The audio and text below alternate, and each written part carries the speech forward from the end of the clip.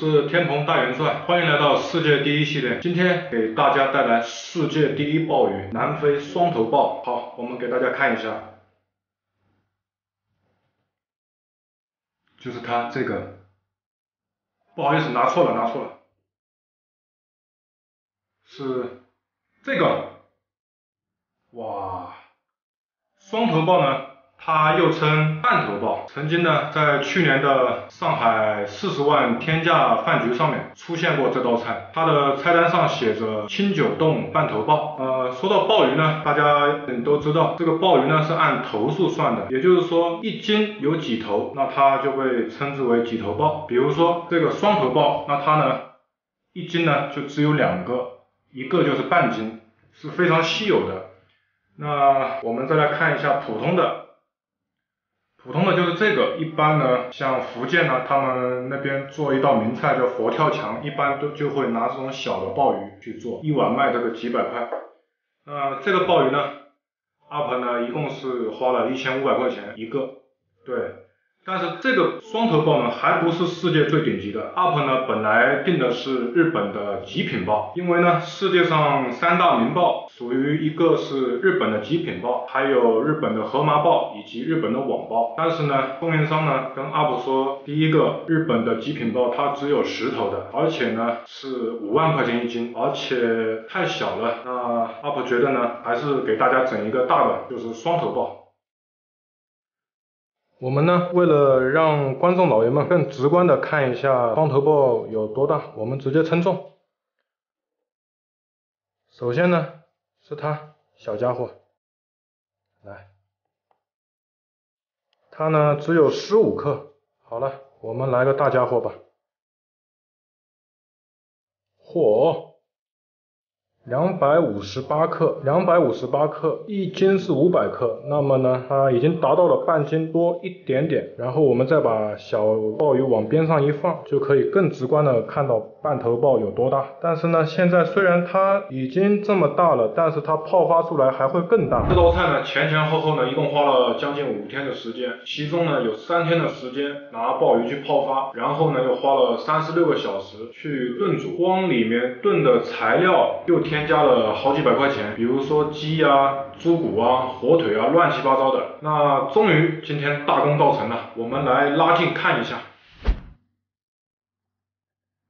我们现在来看一下这个双头鲍，鲍鱼本身是没有太多的味道的，主要是靠吸收汤汁里面的味道，所以呢，汤里面加的附属材料很多，就是为了提鲜。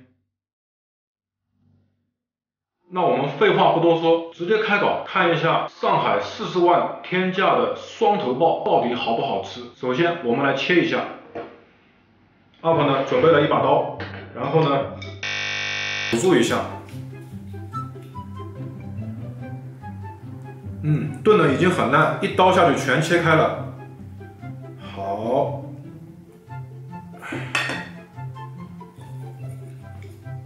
我们直接给观众老爷们看一下，好，试吃啊！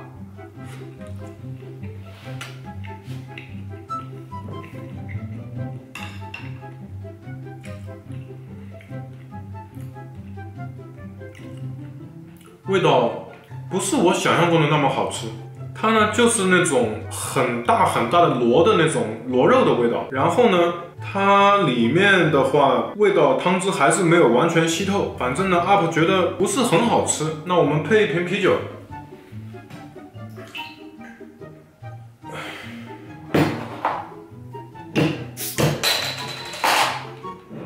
喝口酒再来试吃第2口。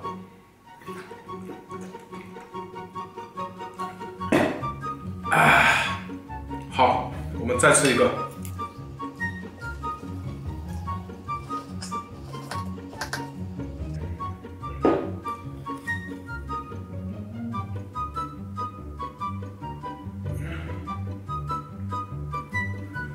来，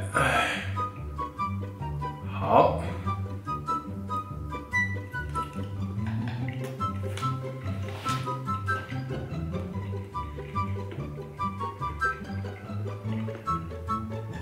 第2口吃下去呢，依然没有我以前吃的那个日本极品溏心鲍好吃。它这个里面完全是没有溏心的，所以我觉得好像鲍鱼不是越大越好，而且吃在嘴里面的话，感觉口味的话很失望。难不成今天要翻车了吗？再吃一个。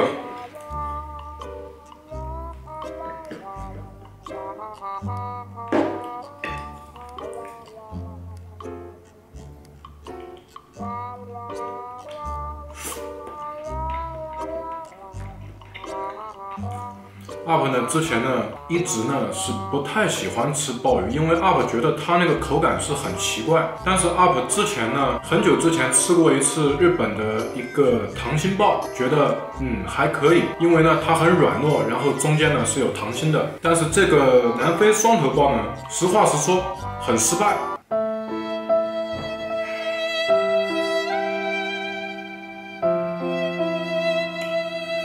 这个双头鲍差点把 UP 吃自闭了。我们再吃最后一口，给他一个最后的评价。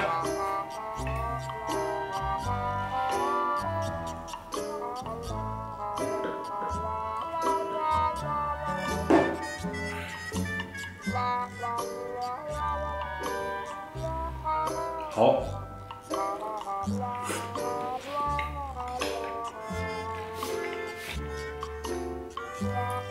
有结果了，讲道理，录了快5期了吧，最失败的一次双头鲍，大家千万不要尝试，真的不好吃。今天我翻车，我认了，喝口啤酒吧，喝口啤酒，我敬一下观众老爷们，来，砰，开心最重要。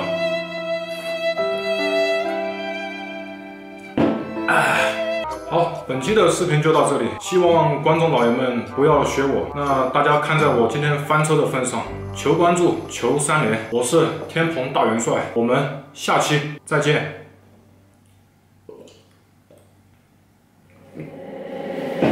It's in the light that you left.